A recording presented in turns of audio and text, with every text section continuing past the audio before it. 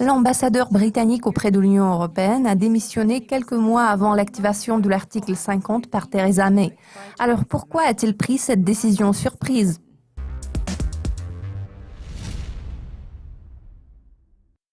Selon ses collègues, M. Rogers était fortement déçu que ses mises en garde à propos de la complexité du Brexit n'aient pas été prises au sérieux. Ivan Rogers, qui a quitté son poste mardi dernier, avait déclaré que le processus de retrait de la Grande-Bretagne de l'UE pourrait durer plus longtemps qu'initialement prévu, le délai ayant été fixé à 2 ans. À ce stade, la possibilité d'un atterrissage en douceur semble être peu réaliste. Les tensions se sont intensifiées entre Rogers et l'équipe Brexit. Selon Rogers, étant l'un des négociateurs les plus expérimentés de la Grande-Bretagne pour les questions relatives à l'UE, les négociations concernant un nouvel accord de libre-échange entre l'UE et la Grande-Bretagne pourrait prendre une décennie.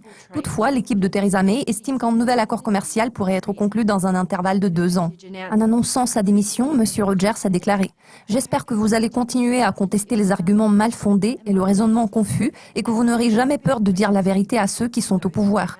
Le gouvernement ne pourra obtenir le meilleur résultat possible pour le pays que s'il exploite au mieux l'expérience que nous avons acquise. » En réaction à la démission de Rogers, l'ancien vice-premier ministre Nick Clegg a donné le commentaire suivant.